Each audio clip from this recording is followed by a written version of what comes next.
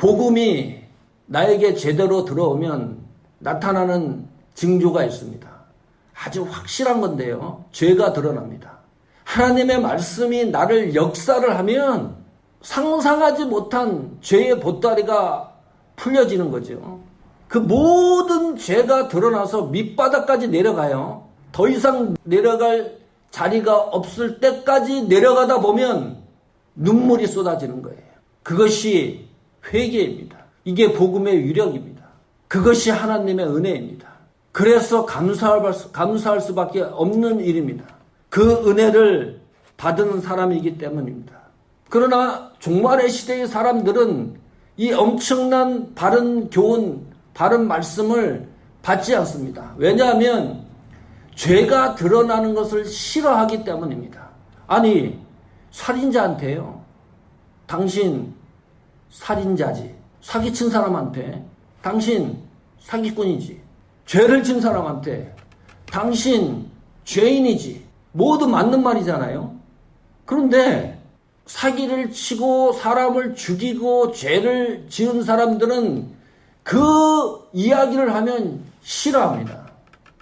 그러니까 하나님의 말씀을 받지 않는 것입니다. 거기서 끝나는 거예요. 한 발자국 진보가 있어야 문제들이 해결이 되는데 현대인들은 거기서 끝입니다. 내 죄가 드러나기 때문에 복음을 고의적으로 거부하는 거죠. 그러니까 그 복음이 내 속에서 역사할 수가 없습니다.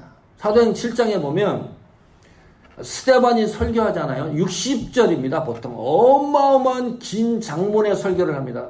기독교 전 역사를 다루는 설교입니다.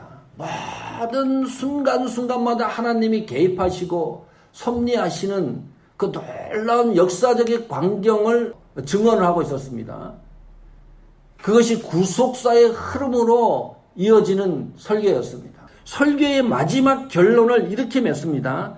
51절에 보면 당신들은 목이 곧고 마음과 귀에 할례를 받지 못한 사람들아, 너희가 항상 성령을 거슬려 너희 조상과 같이 너희도 하는도다.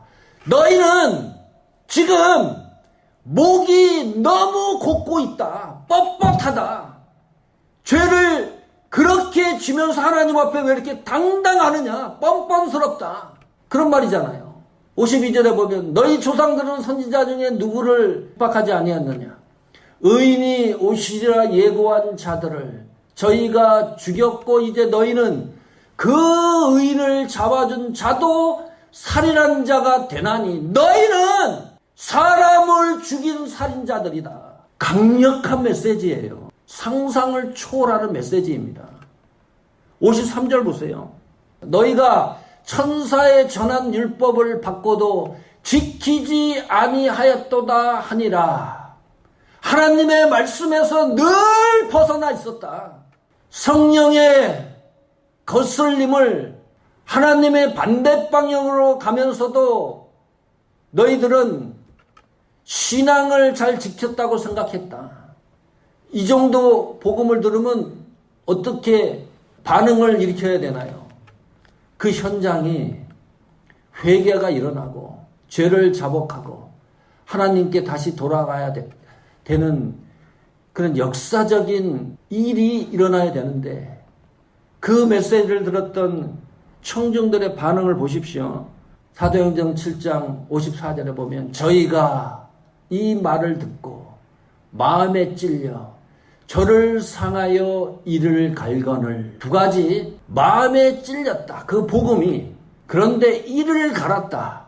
바른 교훈을 받지 아니한다.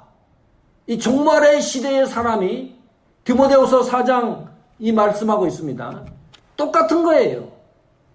받지 않는다. 견디기 힘들어한다. 참지 못한다. 복음에 대해서. 마음에 찔려서 은혜가 되면 하나님 앞에 돌아가야 되는데 이를 부득부득 가는 거예요. 복음을 듣고도. 이거 잘못됐다. 잘못됐으니까 하나님께로 돌아가자.